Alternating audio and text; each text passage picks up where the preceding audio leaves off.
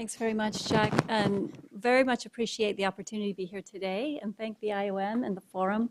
We are really thrilled to be now a member of the forum and have worked considerably with the IOM over the last several years to really bring the issues of global product safety more to the forefront, or at least in the light of global health initiatives more generally. I have to say, though, having heard some of the presentations this morning and Joe Ivy's comment that this is the graduate course 303, I feel a little bit like a first grader here because our partnerships are really young, and the comment that Laura made about children resonated as it did with many. I'm going to be telling you about 3 of our young children. Of course, some would say that everything we ever needed to know about playing in the sandbox we learned in kindergarten, so I hope that follows here too. So just to generally present FDA and globalization, we'll talk about a few of the public-private partnerships that we're engaged in, and I think we'll have more to talk about challenges than lessons learned at the moment because these are so new. Most of you are aware, being in industry and other aspects of global health, of the FDA's role, but it's quite complex and wide-reaching. We're responsible for over $2 trillion in terms of regulation of medical products. That includes drugs for humans, animals, vaccines and biologics, and medical devices, foods, cosmetics, dietary supplements, and tobacco. All the FDA-regulated products account for almost 20 or about 20 cents of every dollar of annual spending by U.S. consumers. We have approximately 15,700 full-time employees located around the world, and our budget is about $4.38 billion, so you can see the reach is expansive. But what we're seeing in the last decade is an increase in imports, and the globalization of production has made that more apparent, has created more opportunities in terms of access to different kinds of products, and it's created some new challenges for the agency in terms of ensuring the safety, quality, of efficacy of those. So just to see 15% of foods, 50% of fresh foods, and 20% of fresh vegetables, 80% of seafood are imported. So it's pretty likely that at least one of the ingredients you had for lunch today was grown somewhere else or brought in from somewhere else. At least 30% of all the medical devices are imported, 40% of drugs, and 80% of the active pharmaceutical ingredients manufacturers are located outside the United States. Beyond the numbers, we all understand the complexity of supply chains. It's increasingly difficult to track and trace a product because of the number of individuals involved, components, producers, companies, many of which are dispersed across geographies, often across continents.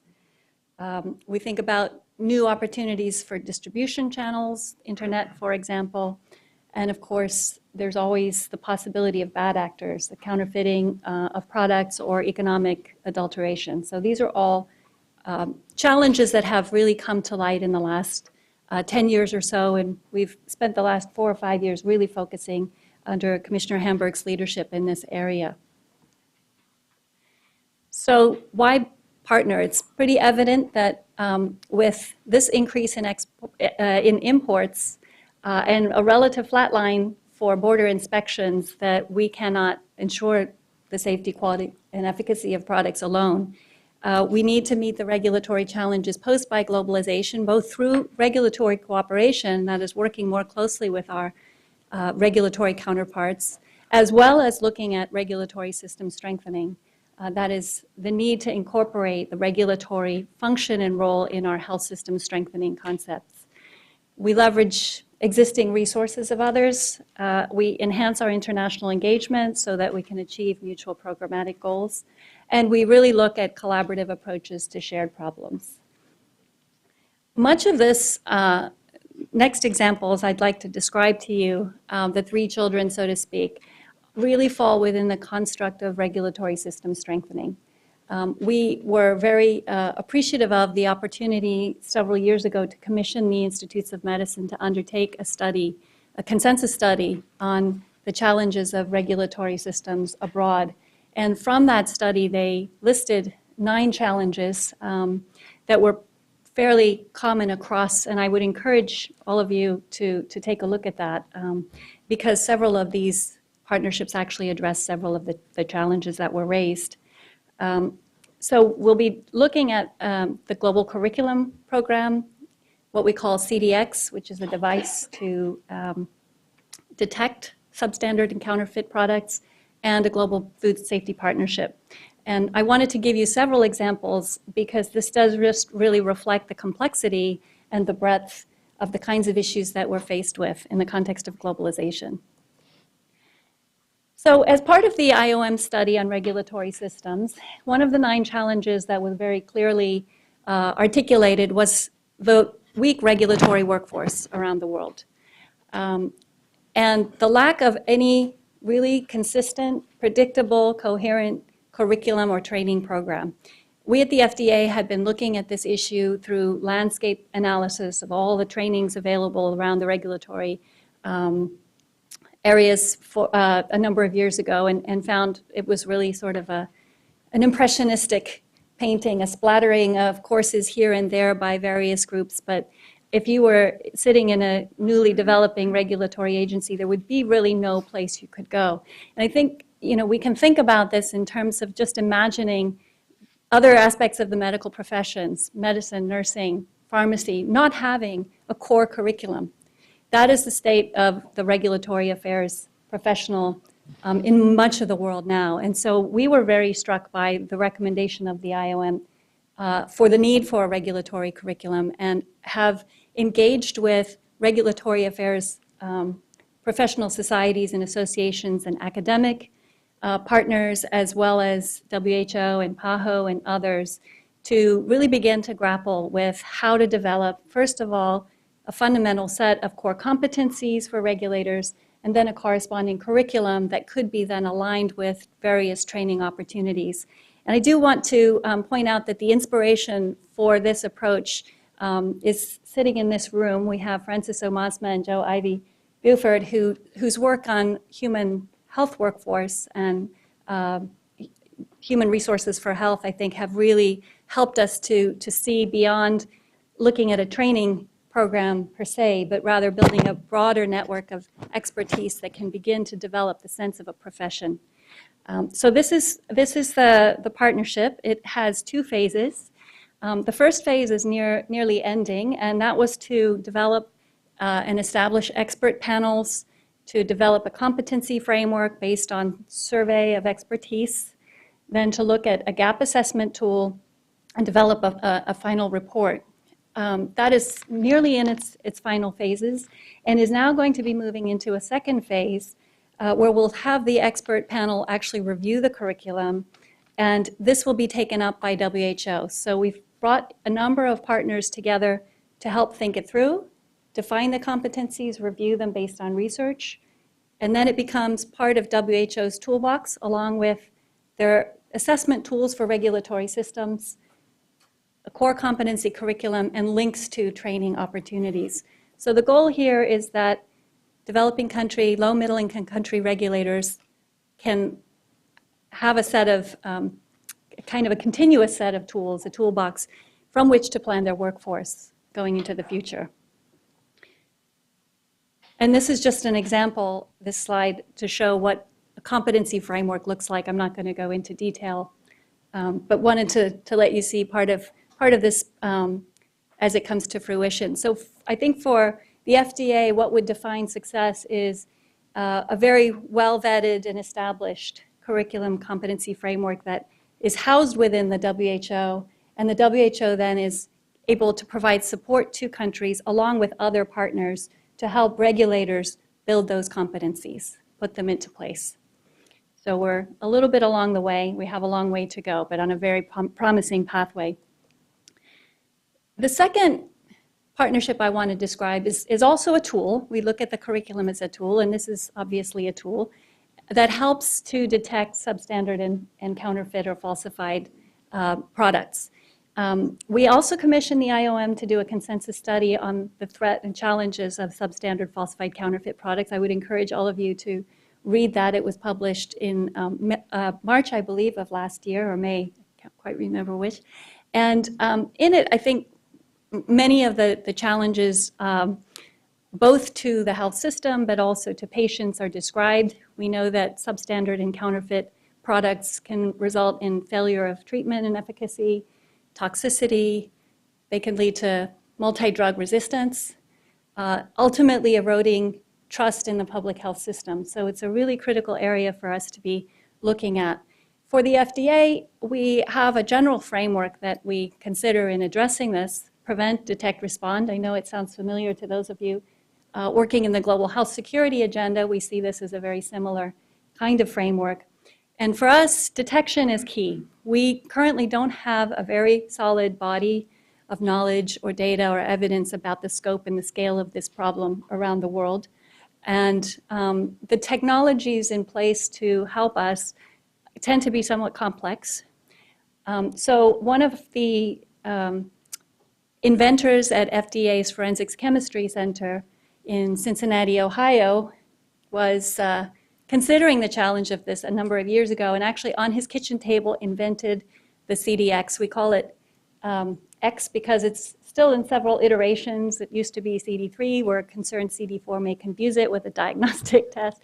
But it shows the innovation of FDA scientists, and part of the inspiration for this partnership actually was referred to earlier by the Gates Foundation representative, the Menafrovac vaccine, where an FDA scientist in our Center for Biologics actually developed the vaccine conjugate and then was able to bring the regulatory science into more of a global health arena. So we see this in some ways to be the same opportunity. There's an innovation in regulatory science that addresses multiple product areas.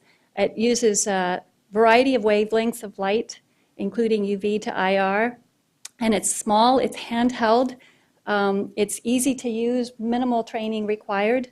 And so we see there's tremendous potential that this could be deployed in a global health context. We were able to bring together public-public partners, as Roger Glass referred to, as well as philanthropic and private sector partners, both to leverage expertise, but also to leverage an infrastructure on the ground, and I'll talk about that in a second. We have the first phase of this, which has really been to field test this device and to determine what its capabilities are relative to some of the other detection and confirmation technologies being used in a field setting. This is being done with regulatory counterparts in Ghana, as well as the U.S. Pharmacopoeia Convention, NIH, CDC, and importantly, the President's Malaria Initiative through USAID. That field test has just been concluded, and we're anxiously awaiting the results. We are also in the process of developing a cooperative research and development agreement, a CRADA, with Corning. And Corning is interested in helping to optimize this device based on the findings of this field test.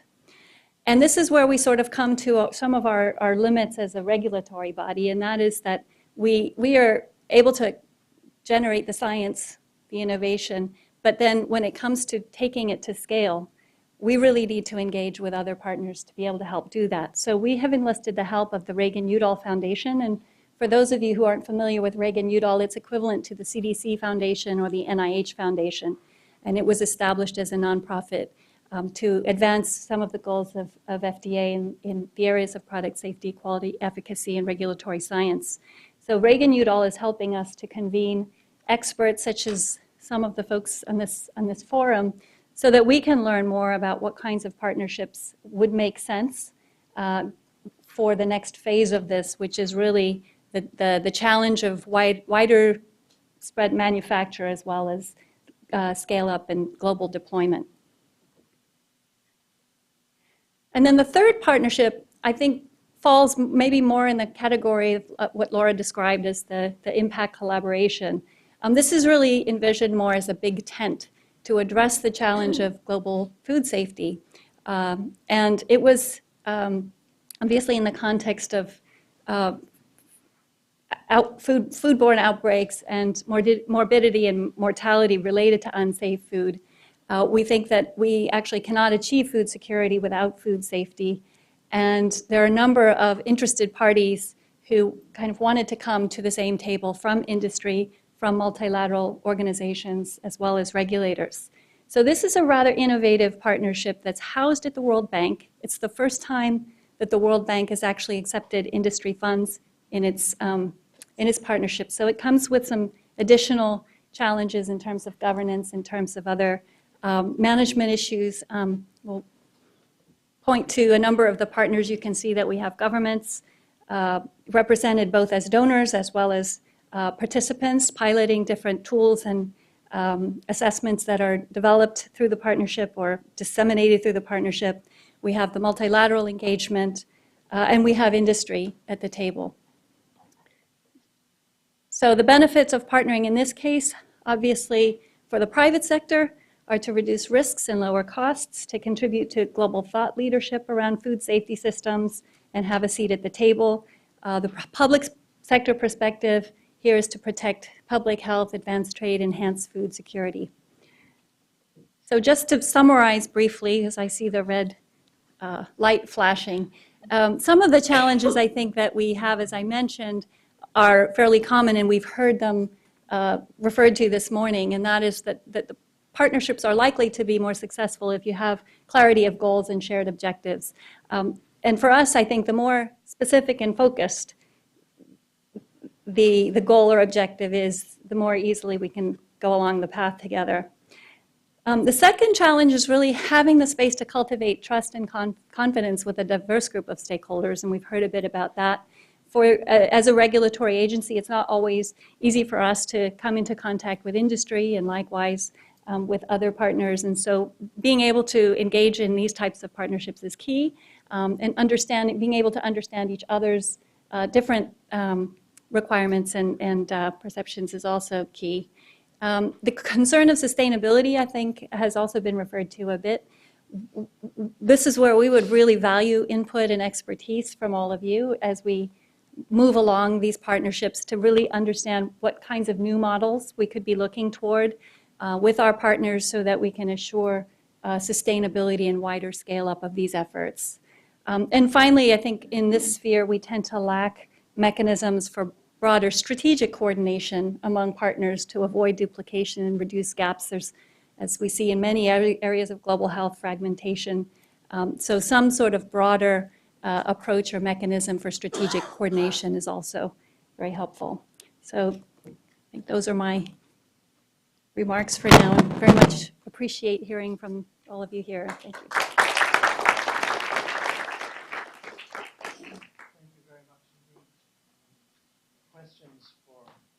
Questions for Dr. Bond? Oh, yes, Sir George. I'm very intrigued with your curriculum design and your idea of having WHO involved. I would question the appropriateness of WHO being a credentialing organization. That's not a proper role for WHO. Recognition, yes. Credentialing and training, really not. I hope I misheard you. Yes. The goal for WHO is actually to have the expert review process review Fine. the Validation, curriculum. yes. Credentialing, Yes, no. but there isn't credentialing or accreditation done by WHO. So that isn't done by WHO, and that isn't part of the process. Okay, good, thanks. There would need to be other credentialing or accreditation bodies engaged. But that's a very good point, and we will need to be thinking about that as we move along. Very good, because traditionally, academia and academia-like institutions are the ones that are responsible for transmission of knowledge and credentialing. Exactly. Yeah. Okay, good, thank you. Thank you.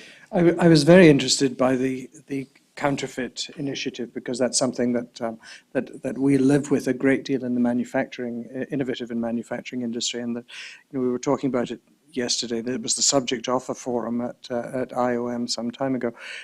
But about 1 million people a year die from counterfeit medications around the world.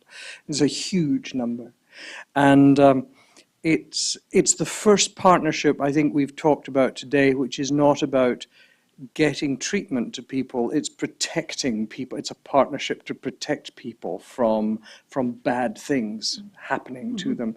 And it's obviously an area, at any one time, our laboratories have something like 1,000 medicines being tested for because we know they're counterfeit, to find out what's in them. And very often there is no active ingredient, and there is boric acid, and there is rat poison, and there is all sorts of really toxic stuff. So I think it's a perfect example where different sides bring different capabilities to the table for the betterment of the health of the people who are looking to us to lift up their lives. Good, thanks. And if I could just comment on that, appreciate that. Actually, having a tool like this has enabled us to have conversations around the broader regulatory systems needs that we otherwise have a difficult time communicating. A tool like this is only valuable in so much as that there is a system to support its use and to know how to use it and to know how to act upon those results. So our hope is that this becomes something of a heuristic device, I guess, if you will, to be able to communicate more about the regulatory functions that are played in low and middle income countries. I also wanted to offer one observation. As I mentioned, we had a very interesting discussion with a number of the organizations housing product development partnerships to try to understand more how they address these various phases of going from innovation to scale, developing the commercial interests, understanding the public health interests and balancing those. And what really struck me was that the model for most of those is focused on a single product for a single disease.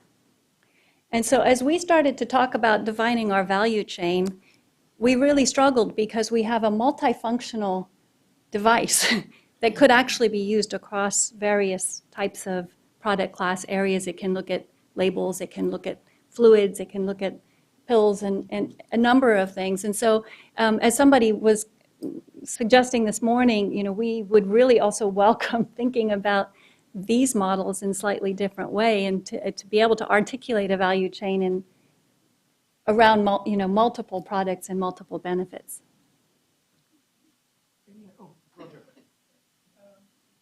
Okay, that was lovely. Two quickies. One is we've worked in fraudulent drugs at Fogarty in a small way, and then when you go to figure out who's responsible for that, I mean, we've turned to FDA, but it's a global problem for the regulators. It's a global problem for pharma, and we don't know who organizes it, like WHO or some group that would bring people together.